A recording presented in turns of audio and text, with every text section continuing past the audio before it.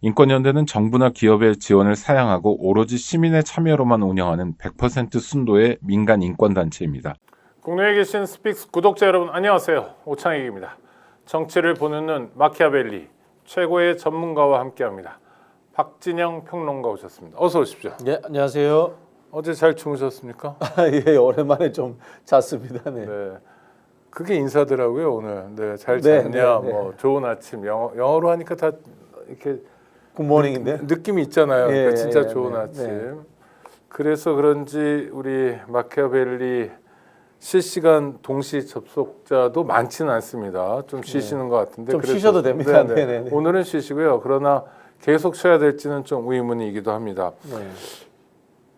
일단 마지막까지 윤석열답다 이런 평가가 많은데요. 비루, 치졸, 네. 또 뭐라고 하나, 사악, 교활. 뭐 웬만한 나쁜 형용사는 다 갖다 붙여야 될 것 같아요. 네. 제가 형용사 안 쓰는 걸로 유명한 사람인데 윤석열에게만큼은 나쁜 형용사들을 검색해서 다 한번 찾아봤습니다. 네. 비루하다는 표현이 그나마 가장 적절했던 것 같아요. 네. 그러니까 체포영장을 들고 가니까 네. 더 이상 경호처 직원들도 말을 안 들고 왜냐하면 법의 요구니까 네. 대통령의 명령이나 대통령의 요구를 쫓을 수는 없으니까요. 그러니까 자진 출석하겠다. 그것 좀 회개예요, 그것도. 그거 아닙니까? 범죄자가 수갑 탁 채우니까 난 자수야. 수갑이 딱 들어오기 직전에 난 자수할 거야. 나 지금부터 자수라고. 난 지금부터 자수야. 참. 그리고 이 사람이 원래 말하기 좋아하는 사람인데 진술 거부권을 행사했어요. 며칠 가겠어요? 네, 네. 내 이야기를 들어보니까 수사 관련되는 것들은 이야기를 하지 않으면서 오히려 이 후배 검사들이지 않습니까? 네네. 후배 검사들에게 또 뭐 왈왈왈 거리면서 검사의 태도 그런 이야기는 지적했다라는 이야기도 있습니다. 네. 그러니까 신변 잡기에는 그렇죠. 네. 뭐 말을 마음대로 하고 또 네. 시간도 뭐 저녁에 2시간 반을 쉬었다고 하니까 네. 공수처 입장을 크게 탓할 건 아닌 거죠. 그렇죠. 공수처 네. 입장에서는 뭐 진술 안 하는 피의자 놓고 할 수 있는 것도 많지 않았을 네, 테니까요. 네. 아마 저는 한 이틀 버티다가 본인이 떠들고 싶어서 이야기할 거라고 봐요. 네. 이 사람한테는 묵비권도 무건 수행 아닐까요? 그렇죠. 말하는 것 재미로 사는 사람, 자기 마음대로 떠들고 남의 이 소통은 아무런 관심도 없는 사람. 그렇기 때문에 저는 곧 말할 거라고 봅니다. 저는 오늘 오전에 공부하다 왔는데 네. 책임이란 단어에 대해서 강사 선생님이 말씀해 주시더라고요. 책임이라는 게 이제 일단 듣는 것부터 시작된다. 뭐 네, 영어나 뭐 독일어나 이쪽 다 어원이 그렇다 이런 강의였는데 근데 윤석열은 대통령이랑 굉장히 우리나라에서 가장 무거운 자리에 앉아 있으면서도 누군가의 말을 듣는 것하고는 너무 먼 거리에 있고 쏟아져 나오는 일화가 네. 뭐 2시간 만나면 1시간 59분, 58분 동안 혼자 떠들었다. 이런 얘기만 자꾸 나오잖아요. 원래 리더십의 출발이 경청이라고 합니다. 경청. 네. 경청이라는 게 귀 기울여 듣다라는 뜻을 넘어서서 존경의 마음으로서 듣는다. 이런 뜻입니다. 특히 민주적 리더십일수록 국민의 목소리, 상대방의 목소리를 잘 들어줘야지만이 다양한 의견들을 소화해서 통합적인 리더가 될 수 있다. 이게 이제 경청의 리더십이라고 하는데요. 유명한 일화가 있죠. 그 우리 장기판의 초한지 네네. 유방과 항우가 싸울 때 유방은 부하 장수들에게 어떻게 하면 될까요? 라고 늘 물어봅니다. 항우는 이렇게 합니다. 내가 잘했어 못했어. 엄청난 차이가 있지 않습니까? 그럼 윤석열은 둘 다 아니네요. 둘 다 아니죠. 윤석열은. 그 정도 리더값도 안 되는 거고. 근데 참 헌정사의 불행은 맞잖아요. 헌정사의 불행이죠. 네. 저는 헌정사의 불행이기도 하고 골마 터진 대한민국 법조의 불행이다. 그리고 이 골마 터진 법조 플러스 망해버린 보수 네. 두 이 집단이 만들어낸 합중주가 아닌가 뭐 이런 생각이 듭니다. 사실은 우리나라 법조는요, 이 친일 법조에서 뿌리가 시작된 것 아니겠습니까? 그랬죠. 근데 한 번도 정비된 적이 없습니다. 법률에 대한 사상 체계조차도 히틀러법, 일본 군국주의 헌법이 그대로 일제 강점기 때 한국에 상륙을 했고 그게 해방된 이후에도 그대로 연결되면서 한 번도 이 영불법 전통의 이 자유주의적 헌법 사상들 이런 것들이 제대로 들어온 적이 없어요. 네. 법조 보수가 얼마나 망가졌는지 민낯을 보여줬는데 하나 더 끼고 싶은 분들이 있는데 언론도 성찰해야 될 대목이 많지 않을까요? 언론도 사실 친일 잔재 아닙니까? 네. 일제 강점기 그 기자들의 잔재가 그대로 내려오지 않습니까? 우리 쓰는 표현들도 뭐 야마, 뻗치기, 네, 네, 네. 뭐 사스나리, 예, 사스마리 뭐, 전부 다 그 일본 말이잖아요. 네. 일본 쪽에서 이 만들어졌던 이 기자들의 풍토. 뭐 아시겠지만은 서구에는 이제 파파라치도 있고 있습니다만은 인터뷰하면은 인터뷰 비용 줘야 되잖아요. 네. 우리는 어떻게 합니까? 접대하고 인터뷰하잖아요. 완전 바뀌어 버렸지 않습니까? 기자들이 정의의 무기로서 펜을 쓰는 것이 아니라 권력의 무기로서 펜을 썼던 이런 뭐 흐름들이 물론 뭐 훌륭한 기자들도 많습니다만 독재 정권의 한가한 분들도 많습니다만은 이게 특히 이제 자본과 결탁하면서 우리 언론도 과연 상업적인 부분도 그다음에 권력의 부분들 이것이 훨씬 더 강조되었고 정의의 목소리를 담는다, 비판의 목소리를 담는다는 것은 굉장히 좀 약해지지 않았나 이런 생각이 듭니다. 그러니까 윤석열을 하나의 괴물이라고 하면 기이한 네. 현상이니까요. 뭐 사람임에 분명합니다만 괴물적 존재인데 하늘에서 뚝 떨어진 게 아니고 땅에서 솟아난 게 아니고 우리 사이에서 만들어진 거잖아요. 그게 이를테면 법조, 보수, 언론이 엇나갔을 때 네, 잘못된 만남을 가졌을 때 생긴다. 우리 뭐 저기 유전에서 네. 좋은 것만 유전 받을 수도 있고 네네. 나쁜 것만 유전 받을 수도 있지 않습니까? 나쁜 것들이 다 모여서 만들어졌다. 네. 그런 생각이 드는데요. 언론도 조선일보, 그다음에 뭐 사실인지 아닌지 모르겠습니다만 중앙일보 이 경영자가 윤석열을 찍었다. 뭐 이런 이야기 있었지 않습니까? 네. 그건 언론이 분명히 여기에 책임이 있다는 겁니다. 언론사 경영 능력은 유전됩니까? 그렇진 않죠. 그렇죠. 근데 왜 그 회사는 방 씨만 하고 저 회사는 홍 씨만 하고 그 우리나라 언론이 제대로 언론이겠어요? 네. 그러다 보니까. 네. 알겠습니다. 근데 언론 중에 그래도 조선이나 중앙은 자기네 회사 이익만 추구하더라도 약간의 염치는 조금은 있어 보이는데 폼은 좀 잡죠. 네네. 네. 그런 것도 전혀 없는 언론이 무슨 데일리자 들어가는 언론들이 요새 갑자기 포털에 보이더라고요. 무슨 이데일리, 스카이데일리 이런 언론. 이거 글쎄요. 정체가 있나요 이게? 저는 뭐 이런 언론사 저도 만들 수 있을 것 같아요. 이거는 언론사라기보다는 저는 기획사에 가깝지 않나 네. 이런 생각해 그 봅니다. 우리 이상한 분도 지금 댓글을 달고 계신데 뭐 중앙선관위 연수원에서 중국인 99명 체포해서 오키나와로 이송 뭐 이런 게 뭡니까 도대체? 뭐 가짜 뉴스죠. 네. 가짜 뉴스죠. 이게 근데 아니, 가짜 뉴스 유포로 처벌받지 않나요? 이 정도 되면은 그러니까 이게 그러면 아니 이게 되게 하나하나가 다 황당해가지고 그렇죠? 네네네. 선거 연수원에서 중국인들이 연수를 받았다 99명. 근데 그 사람들을 왜 미국을 보내고 아니 일본을 보내고 미군 기지에 보내는지 뭐 이거는 수준이 네, 그러니까 이거 거의 AI도 이렇게 알 수 것 같은데요. 네, 뭐라고 해야 됩니까? 참 기가 차네요. 자, 뭐 40년 전에 어디 유언비어 유비통신 이 수준이라고 이렇게 봐야 되겠는데 경기 수원시 선거관리연수원에서 수원시에 선거관리연수원이 없는 걸로 알고 있는데요, 저는.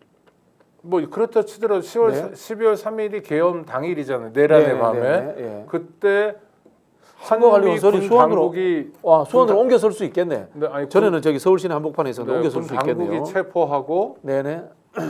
뭐 도대체 뭐 근데 뭐 체포까지는 좋은데 주일 미군 기지로는 왜 보내요? 그러니까요. 이건 더 기가 차네요. 중국 네. 간첩을 체포했으면은 우리 정부에서 검찰로 이송하거나 이렇게 해야 되지 국정원으로 이송하거나 해야 되지 왜 주일 미군 기지로 보내는지 황당무계한 수준의 이야기를 하고 있네요. 근데 이런 거를 이제 사람들로 하여금 믿게 하려고 네. 뭐 극단적인 일부 소수의 사람이라도 쓰는 기재들이 이를테면 미군도 같이 움직였다 뭐 이런 요소를 넣잖아요. 그리고 이 사람들이 굉장히 중요한 체제, 한미일 체제를 파괴하는 사람이기 때문에 우리가 아니라 미군 기지로 보냈다. 오키나와에 있는 뭐 이런 식인데 그럼 내란의 밤 때 미군도 같이 준동을 했나요? 이거요 사실 심각하네요. 우리 사회가 네. 어쨌든 과거보다는 민주화됐잖아요. 네. 그렇지만 과거에 이게 군사 독재 정권 시절에 용어로 표현하자면 유언비어 날포죄입니다. 그렇죠. 유언비어 날포죄에 해당될 수 있고 이거 국가의 국익을 해치는 거기 때문에 이거 국가보안법 사항입니다. 네. 극단적으로 적용하면은 이것 자체가 미국의 이익을 침해할 수도 있고요. 물론 뭐 중국이 우리하고 동맹 국가는 아닙니다만은 중국도 우리가 국교가 수립된 국가이기 때문에 중국의 이익도 침해할 수 있고요. 그럼으로써 한국의 외교적 입지를 축소시킬 수 있기 때문에 우리나라의 이익관계를 해치는 안보관계 이익관계를 해치는 이것은 제가 보기에는 국가보안법 수준입니다. 이 정도는. 아니 그리고 저 형법상 내란 선동죄도 되고요. 네네. 그래서 우리 구독자 여러분들 뭐 그렇게 이미 그렇게 하시고 계신 분들이 많겠지만 우리가 주로 포털을 통해서 뉴스를 보잖아요. 그러니까 네. 내가 봐야 될 언론사를 미리 뭐 MBC니 뭐 한겨레니 이렇게 정해놓는 게 제일 좋고 그걸 안 하시더라도 기사를 읽을 때 이게 어느 언론사에서 주는 기사인가를 먼저 보시는 게 되게 중요할 것 같습니다. 스카이 데일리라는 회사인 것 같은데요.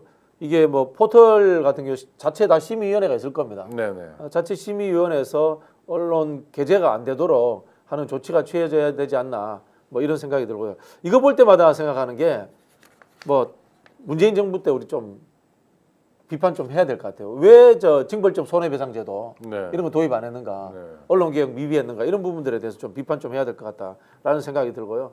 네, 이때 또 사람 하나 찍어서 이야기해야 되는데 그때 언론개혁 방해했던 민주당 국회의원이 있는데 요즘은 떨어졌는데 어디 가 있는지 모르겠네요.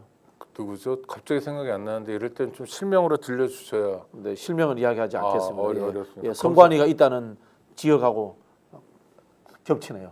네. 왜 생각이 안 날까요? 수원 지역의 어떤 국회의원이었나 보죠. 네, 알겠습니다. 하여튼간에 해야 될 일을 안 하면 이런 악의씨가 뿌려지고 이런 것들이 국민들을 계속 괴롭히는 거였고요. 뭐 어떤 정치적 현안을 선과 악으로 구별하는 거는 지나치게 거칠 수 있습니다만 윤석열 내란 사태 이후에는 정말 선악으로 구분하는 게 오히려 정확하다 이런 판단도 좀 들더라고요. 이제 선의 개념이 뭐냐, 악의 개념이 뭐냐라는 부분인데요. 선이라는 것은 보편적 선이라는 이야기합니다. 정치에서는 네. 진보에게도 선이고 보수에게도 선인 거 이게 우리가 아는 이제 보편적 선이거든요. 그럼 국민의힘은 악이고 민주당은 선이냐? 그건 아닙니다. 제가 봤을 때는 네.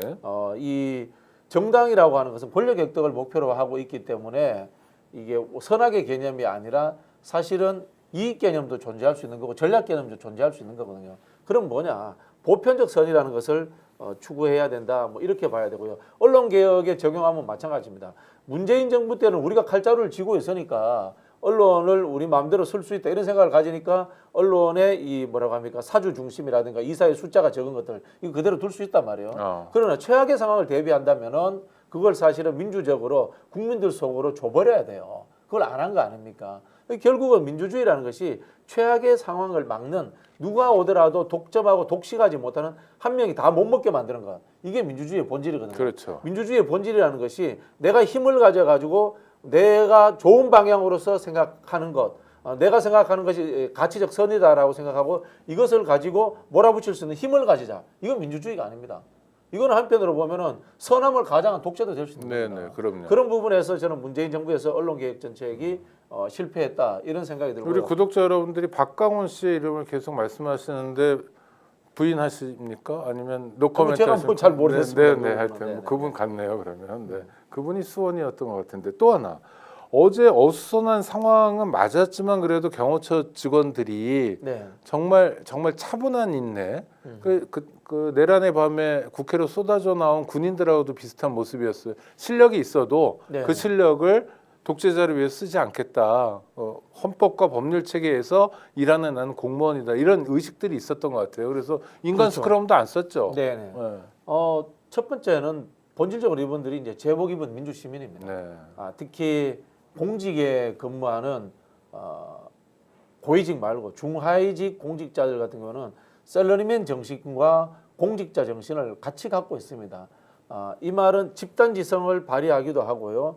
그 다음에 이 내가 국가의 공무원으로서 무엇을 해야 되는지 누구에게 충성해야 되는지 이해하고 있다는 겁니다. 개인에게 충성한다, 조직에게 충성한다. 틀렸습니다.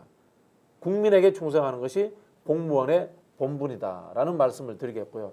그리고 이제 제가 셀러리맨 이야기를 했는데요. 이거는 한편으로 보면 이제 노동의 정치학의 측면이 있는데요. 조직화된 월급 생활자들, 임노동자들이라고 하죠. 이런 사람들은 상대적으로 민주적 훈련이 되어 있습니다. 네. 왜냐하면 숫자가 많으니까 늘 일을 하려면 회의도 해야 되고 토론도 해야 되고요. 그리고 또 지휘 체계도 존재하고요. 이런 부분들에서 저런 극단적인 이 독재자의 유도에 끌리지 않을 가능성이 상당히 많다. 이 말씀을 드리겠고요. 특히 요즘 들어가지고는 뭐 군인, 경찰 이런 분들도 과거하고 달라가지고 무식한 상명하복 체계에서는 많이 벗어나 있습니다. 그러니까 40년 전에는 통했을 네네. 명령이 네, 2024년, 25년에는 통하지 않는 모습을 우리가 확인하고 있고 네, 네, 그 중에 가장 군기가 엄정하다는 경호처도 네, 네. 대통령이 총 쏘라고 해서 쏘지는 않는다. 그렇죠. 그러나 대통령을 지켜야 되는 상황에서 쏴야 된다면 네, 네. 본인은 쏘겠지만 그렇죠? 원래 이 경호처의 원칙이 네.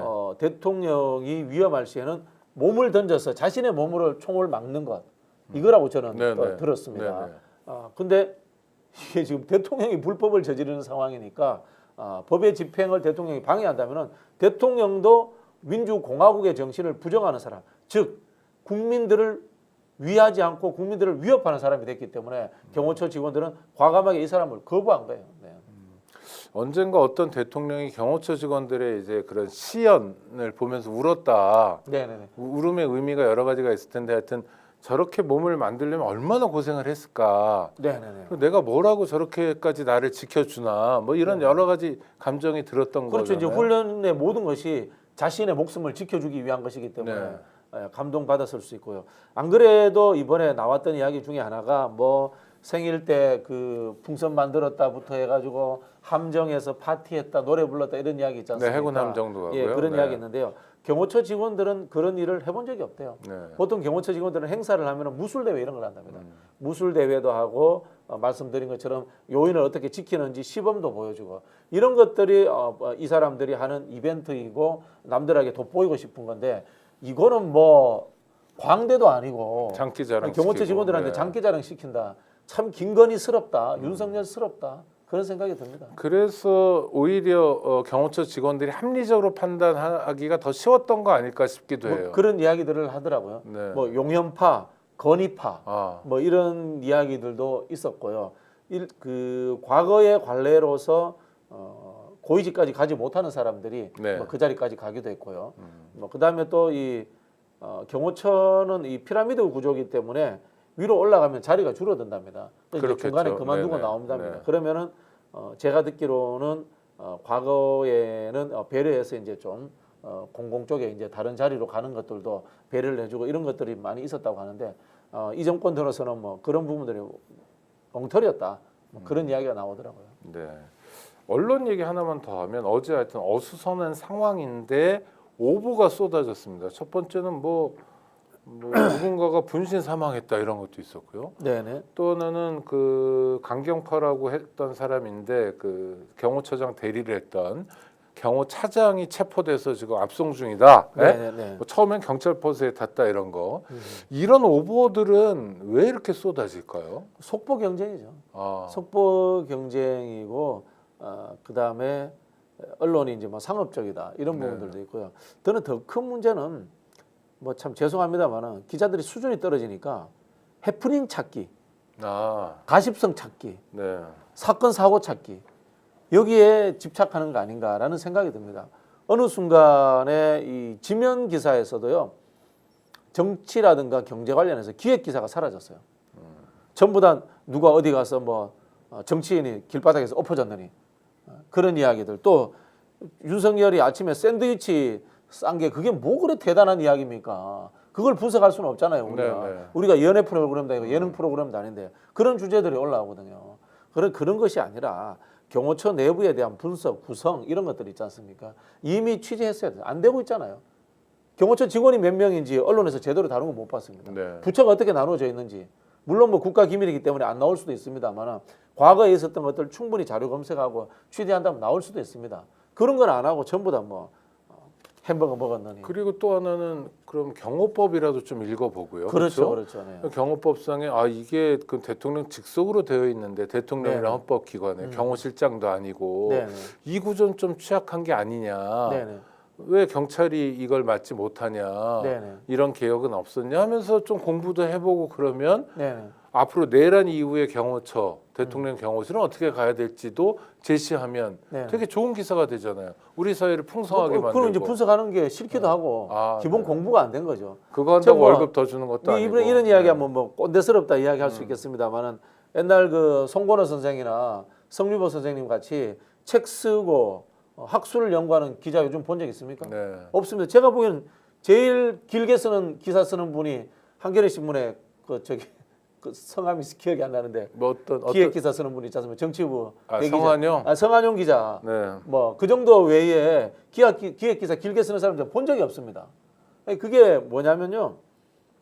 뭐 제일 예를 들면 정치부 기자들이 정당이 뭔지 민주주의가 뭔지 개념 정의도 안 하고 그냥 들어와서 해프닝성 있지 않습니까? 오늘은 뭐 유력 정치인이 어디 가다가 어디서 엎어졌느니 뭐 밥을 뭐 먹었는지 말이 이 형용사를 무슨 거친 말을 썼느니 이런 것만 쏟아내고 있잖아요. 기자들 수준 자체가. 제일 먼저 내보내는 기사가 오늘 아침에 어떤 정치인이 어떤 라디오 가서 이런 얘기했어요라는 그렇죠. 중계 방송을 내보내. 라디오 중계 방송 하고 있죠. 네. 정말 한심합니다, 기자들. 한심합니다. 자, 윤석열 어떤 심경이었을까요? 어제 밤에는 혼자서 외로웠을 텐데. 네. 글쎄요. 아니 그래도 독방이기 때문에 감옥에 들어간 상황에서는 네. 경호처 직원들하고 말 섞기도 불가능하고 네. 교도관이 뭐 그 앞에 서 있는 것도 아니고 문은 닫혀 있고 혼자만의 시간을 보내야 되고 또 하나는 뭐 이거 사진도 나오는데 텔레비전이 있긴 한데 네네. 저게 보통 20시 정도에 꺼주거든요. 20시 30분, 그러니까 8시 뉴스까지만 좀 보여줘요. 네네. 그 다음부터 안 틀어지지가 않아요. 일찍 자야 되겠네요. 그러니까요. 네. 근데 뭐 책이라도 또 봐야 될 텐데. 근데 평소 책 보는 사람도 책 보는 아니잖아요. 사람도 아니고 심심하겠네요 일단. 술도 없고 네. 말벗도 없고. 술 좀 주지 그래요. 뭐. 그거 규정이 안 돼. 그렇습니까? 감옥에서 술 줄 수는 없는데. 그래서 그런지 오늘 오전에는 조사를 못 받고 오후에 받겠다고 그랬다가 지금 또 말을 바꿔서 네. 조사 안 받겠다고 하는데요. 이건 뭐 입만 열면 다 거짓말이니까 뭐 믿을 수가 없죠. 자 당장 거짓말한 거 보십시오. 끝까지 싸우겠다고 해놓고는 유혈 사태가 우려돼가지고 나 내 발로 나가겠다고 했잖아요. 네. 그건 경호처가 안 지켜주니까 나오는 거잖아요. 아니 그것도 그 전까지는 총 쏴서 총 뭐 쏴서 칼을 예. 휘둘러라 하던 예. 사람이 그것도 거짓말이죠. 그러면 네. 또 뭡니까? 헌법재판소 변론에 본인이 직접 출석하겠다고 그랬잖아요. 네. 그것도 또 안 나옵니다. 다 거짓말이죠. 아니, 일단 이 사람 이야기를 믿을 맞아요. 수가 없어요. 출석한다고 그랬다가 출석하면 잡아갈 것 같아서 네. 못 간다고 그랬다. 이미 잡혔으면 이미 잡혔으면은 사실은요 네. 이게 외출 개념이 있기 때문에 네. 오히려 좋아할 수도 있어요. 네. 근데 또 안 나간다고 하잖아요. 그렇죠. 감옥에 있는 사람은 변호사 접견이건 뭐건 간에 밖에 밖으로 나오면 나오면 좋아하죠. 그럼 좋은 일이죠 무조건. 네, 네. 지금 아니 근데 말들을 멋있게 몇 마디 했어요. 이를테면 지금 상황에서 내가 임기 2년 반 더 하는 게 뭐가 더 중요하냐 뭐 이런 얘기도 했고. 뭐 자기가 못하는 게 아니라 법률적으로 지금 탄핵돼서 못하는 겁니다. 그 다음에 하야한 것도 아니고. 뭐. 정권 재창출 얘기도 했어요. 그건 저는 의미 있다고 봐요. 네. 끝까지 이거를 이제 좌우 대립의 문제, 뭐 좌우는 아닙니다만은 민주당과의 갈등의 문제로 치환시켜 가지고 극우층들 준동시키고 그 과정에서 뭐 또 다른 뭐 유혈 사태나 내란이 일어났으면 내가 풀려날 수도 있지 않나 뭐 이런 기대감도 있을 것 같고요. 그리고 대선에서 국민의힘 후보가 이기면은 빨리 사면 될 수도 있다. 이런 기대감을 저는 품고 있는 것 같습니다. 윤석열은 지금 처벌되는 것이 헌법과 법률에 의해서 처벌되는 것이지 민주당에 의해서 처벌되는 것이 아닙니다. 네. 민주당은 형사권적인 집행권도 없고 그리고 사법부가 아니기 때문에 법률적으로 윤석열을 단죄할 수도 없습니다. 윤석열은 이 상황을 계속해서 호도하고 있습니다. 그런 얘기를 전해준 사람은 다 국민의힘 의원들이었어요. 한남동 똑같은 생각을 갖고 있는 자들이죠. 네네. 그러면서 윤석열이 했던 얘기는 당의 지지도가 지금 올라오고 있어서 내가 끌어올린 거다, 그렇죠? 그래서 이렇게 올려놓고 가서 다행이다, 뭐 이런 얘기를 했어요. 그러니까 윤석열이 역대급 지지율을 대형 사고를 쳐서 만들어 줬다. 뭐 그걸 자랑하고 싶은 모양이에요. 근데 다음 주부터 빠질 겁니다. 네. 아니 그 지지율이라는 것도 사실 의심할 만한 여론조사 회사, 네, 의심할 만한 매체에서 의도적으로 한 거 아니냐? 아니 첫 질문이 윤석열을 지지합니까 안 합니까? 이렇게 질문하는 여론조사 회사가 세상에 어디 있어요? 네. 그러면 윤석열 지지하는 사람은 바로 끊어버리죠. 그런 말을 들었던 사람들 중에 네. 곧 국민의힘 국회의원 중에 누군가는 울면서 윤석열에게 큰 절을 했다고 하는데 네. 이거 어떻게 평가해야 됩니까? 큰 절. 뭐 공천 챙겨줬는 모양이죠. 아, 그 전에 네. 그 의리로. 네, 공천을 받을 가능성이 없는 사람, 실력도 없는 사람, 정당성이 없는 사람인데 윤석열 부부에 의해서 공천을 받았다. 그렇다면 뭐 큰절 한번 할 수도 있지 않나 그런 생각이 듭니다. 과거에 뭐 전두환한테 가서도 큰절한 사람들 많았잖아요. 원희룡, 그거 네, 다, 원희룡 이익 기억나네요. 챙겨 받았으니까 큰절한 것 아니겠습니까? 네. 아니 근데 큰 절이라는 게 이게 왕도 아니고 사실 네, 네.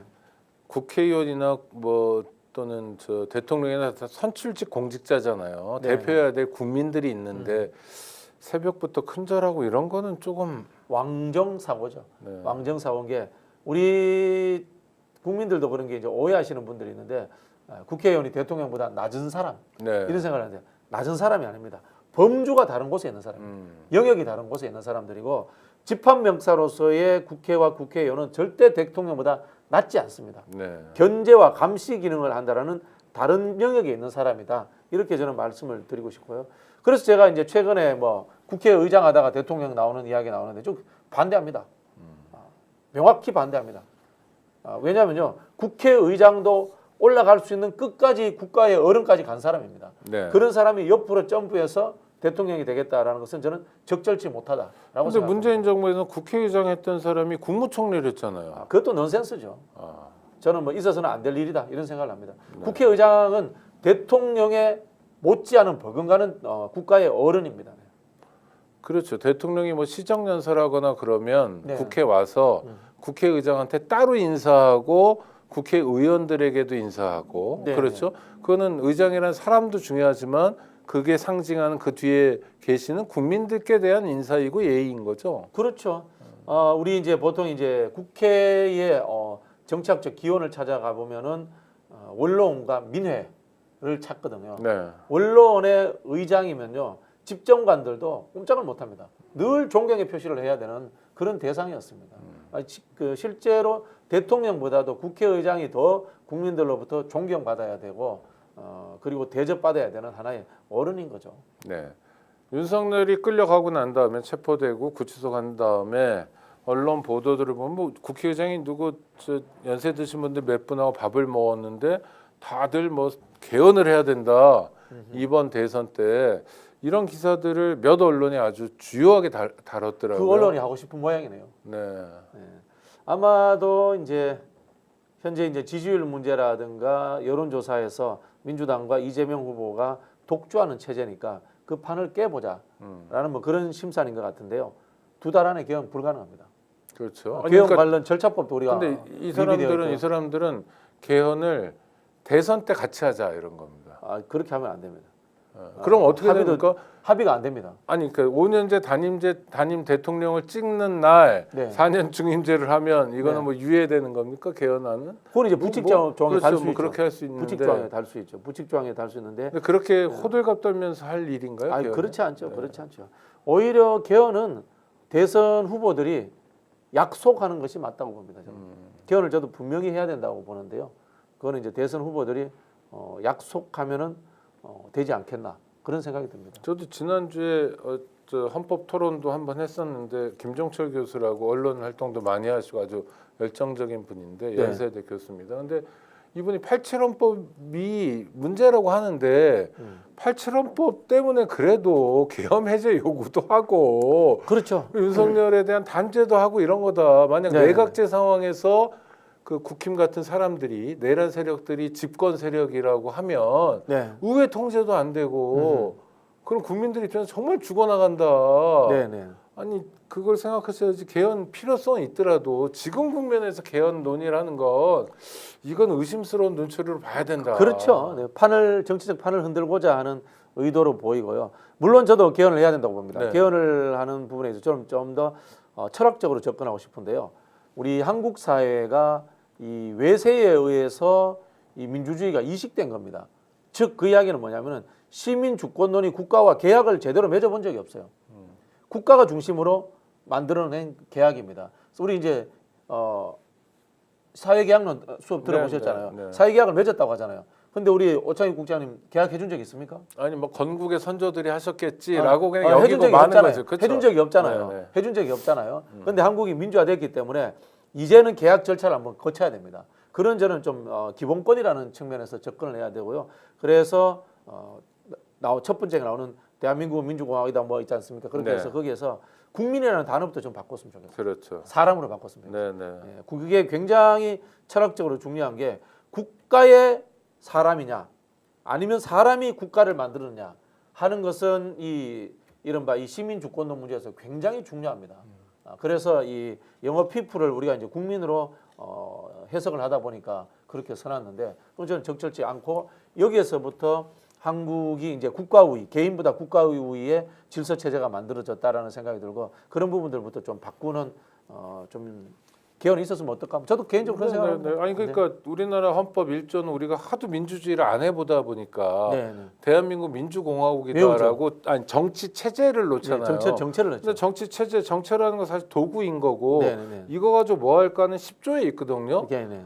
모든 국민은 첫 번째는 인간으로서의- 사람이 들어요. 사람이. 인간으로서의 존엄과 맞습니다, 가치를 가지면 맞습니다. 행복을 추구할 권리를 가진다. 네, 네. 독일 헌법에서는 그게 1조거든요. 네, 네, 네. 모든 인간은 불가침에 네, 네. 존엄하다. 맞습니다, 맞습니다. 인간을 미국 건드려 헌법 인간에게 총질을 해 예. 이런 거. 미국은 신의 나라로서의 뭐가 내려와서 네, 네. 인간이 뭐 이런 이야기를 쫙 네, 하잖아요. 네. 그래 인간의 천부인과는 이는 신으로부터 받은 네, 것이다. 네, 네. 뭐 이런 이야기들 하거든요. 그래 이제 우리 헌법이 정체부터 나오니까 독일 시대의 그 과거 이제 히틀러 헌법, 바이마르 헌법 이런 것이 잘못 차용됐다라는 이야기를 하고 있죠. 국가 주도를 담고 있죠. 그러니까 이제 박진영 평론가께서도 그런 얘기를 포함한 네네네. 개헌 논의는 절실히 필요하다. 네네. 네, 그 다음에 뭐 또 국회의 기능을 좀 강화한다든지 뭐 여러 가지 얘기. 그럼 그쵸? 예를 들자면 지방자치 같은 거 잘하자. 감사권이 뭐. 네네. 행정부에 있는 거 이거는 난센스죠. 그러니까요. 집행하는 사람이 감사권을 같이 가진다 말이 안 되죠. 국회가 그럼 왜 존재합니까? 우리 사회가 다 민주화가 그 정도예요. 이사장님이 감사를 임명해서 그렇죠, 그렇죠, 나를 그렇죠. 감사해봐 친구 그렇죠, 데려다 네. 놓고 네. 이런 거는 하지 말자. 우리가 이제는. 물론 문제도 있습니다. 대한민국 정치인들 수준이 워낙 저급하니까 네네. 이게 사실은 국회의 권한을 강화했을 때 오히려 민원 청탁이나 풀고 이런 오해가 생겨날 수도 있습니다. 네, 네. 그럼에도 불구하고 구더기가 생기더라도 장을 담글 때는 담아야 됩니다. 네. 그런 개헌 논의는 필요한데 지금 개헌을 이야기하는 건 불순한 의도다. 불순한 잔꾀다. 네, 알겠습니다. 국민의힘으로 한번 가보겠습니다. 사실은 초상집 분위기여야 되는데 뭐 권성동 같은 사람이 약간 감정이 우울한 것 같기도 한데. 그 사람은 예의 없는 사람이에요. 제가. 아 그렇습니까? 네. 아니 뭐 저기 일성이 네. 이재명 대표, 박찬대 대표 시원하십니까? 이게 뭡니까 이게? 기본적 예의도 안 갖춘 사람이에요. 네. 이렇게 이야기하죠. 우리 당 소속의 대통령의 불미스러운 일로 국민들에게 우려를 끼쳐 죄송합니다. 최소한 이 정도는 시작을 해야죠. 제가 이제 이른바 TK 출신 아닙니까? 네네. TK 사람들이 왜곡된 측면도 있습니다만은 염치, 경우 이런 걸 굉장히 중요시 여깁니다. 체면. 예, 체면, 네네네. 염치가 있어야죠 사람이. 그 모든 상황들에 대해서 나의 잘못, 나를 되돌아보는 것들을 이야기하고 상대를 비판해야죠. 민주당 비판해도 됩니다. 그러나 자기 집 마당에 누란이 쌓여 있는 것을 모르면은 이거 정말 염치 없고 체면 없는 사람이죠. 그 무슨 윤석열이 문학하는 사람도 아닌데 불법 이렇게 얘기하는데 이런 거에 국민의힘도 지금 동조하는 거죠. 많은 의원들이 그래서 저 어제도 체포되는 상황에서도 한남동으로 달려갔던 거고요. 네. 나경원이 윤석열보다도 네. 뭐 일단 극우 지지층들 눈치를 보는 것이고요. 두 번째는 이익 본 사람들이 있습니다.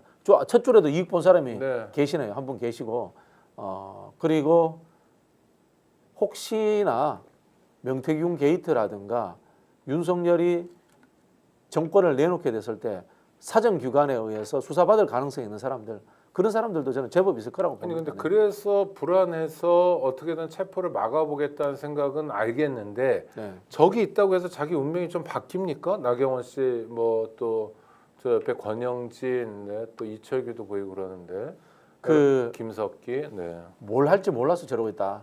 저는 그런 측면도 있어요. 아 우리 그 리모컨 발명할 때 이런 이야기를 합니다. 게으른 사람이 리모컨 발명한다고. 네네. 아니 부지런한 사람은 그냥 TV 옆 앞에 가서 이제 돌리면 돼요. 옛날 이거 있었잖아요. 돌렸죠. 네. 그게 귀찮으니까 옆에서 발로도 돌려보고 네. 뭐 네. 막대로도 돌려보고 네, 별짓 네, 다 하지 네, 않습니까? 네, 네. 그러다가 이제 전자기기도 만드는 거 이런 거 하는 것 아니겠습니까? 이 아둔한 사람들은 그냥 원래 하던 대로 합니다. 옛날에 뗏목을 이고 가는 사람들이라는 네. 그 책 기억나시죠? 그죠? 네. 그 똑같은 겁니다. 네. 다른 걸 뭘 해야 될지 이 시점에서 잘 모르기 때문에 저런 행동들을 하고 있다 이렇게 보여집니다. 네. 검사 독재 정권인데 저기 와 있는 사람들은 경찰관 출신들이 많네요. 네, 김석기도 그렇고 참 아이러니도 아니고 그렇습니다. 판사들 2명 있고요. 네. 네. 나경원 판사, 김기현 판사 있고 뭐 다 네. 뭐 경찰들도 있고 참 듣고 보니 김기현도 판사였다는 게 새삼 새롭네요. 네, 비슷한 직업군의 사람들 아니겠습니까? 네, 네. 물론 뭐 나경원이나 김기현은 그만둔 지 오래됐기 때문에 저 사람들이 아직도 뭐 법조에 때가 묻어서 그렇다라고 보기는 어렵습니다만은 네. 공수처는 뭐 여태까지 누군가를 체포해서 성공한 적도 없고 그런 허약체였는데 그래도 한 번에 일었었네요. 네 그렇죠. 네. 좀 평가를 해야 되는 거죠.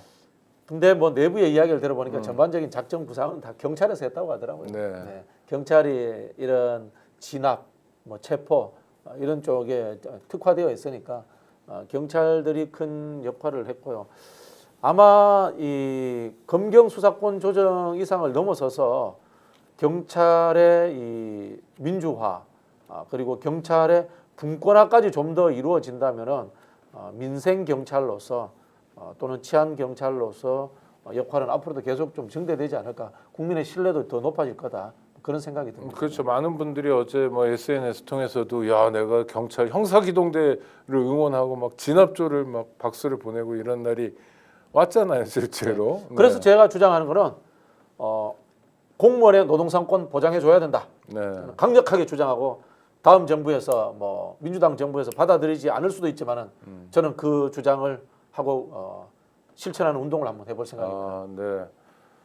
교사도 그렇고. 당연하죠. 그다음에 공무원의 정치 활동의 자유. 정치 활동의 자유도 저는 보장돼야 된다고 봅니다. 네. 공무원의 이 신분으로서의 정치 활동은 안 됩니다만은 국민 또 국민 이야기 하네요. 어쩔 수 없어요. 네, 시민. 익소야 이게 네. 이 시민으로서의 이 정치적 자율권의 문제에서의 정치 활동의 자유는 분명히 인정이 되어야 됩니다.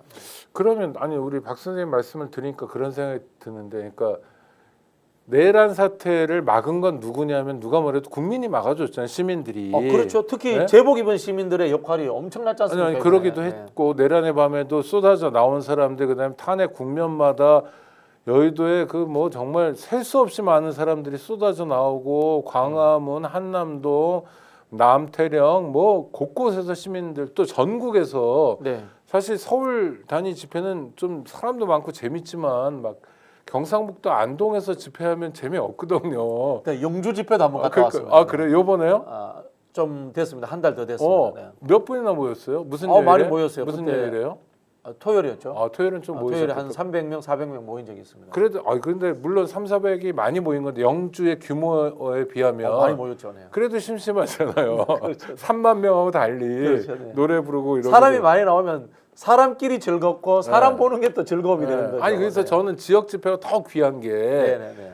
수십만이 아닌데 3,400도 그것도 영주에서 그렇죠. 네네네. 영주는 사실 싸늘한 눈빛으로 쳐다보는 사람들도 거리에 좀 있는데도 네네네. 이런 사람들이 우리의 민주주의를 만들고 지켰잖아요. 네네. 그럼 이분들에게 앞으로 집권 세력은 네? 정치인들은 정말 어떤 대한민국을 만들겠다는 약속을 해야 되는데 네. 그중에 우리 박 평론가께서는 정치활동의 자유, 그다음에 노동삼권, 공무원의 네네. 이런 걸 말씀하시는 거네요. 저는 우리나라는 아직도 네. 뭐 자칭 진보든 참칭 보수든 다 권위주의에 많이 찌들어 있다. 네네. 이런 생각이 듭니다. 자유의 부족이 많다고 생각합니다. 저는 그런 부분에서 시민의 자유, 자율적 개인으로 누릴 수 있는 것들을 최대한 누리게 해줘야 된다. 뭐 그런 생각들을 듭니다. 그래서 제가 황당무계한 질문 한 번씩 던지긴 합니다. 네. 안전벨트 꼭 매야 됩니까? 뭐 매야죠. 아니 다시. 논쟁을 한번 해봐야 네네네네. 됩니다. 내 목숨이잖아요. 네. 이게 나 어느 것이 옳다 나쁘다가 아니라 네. 내 목숨이 사라지면 사회적 손실이잖아요.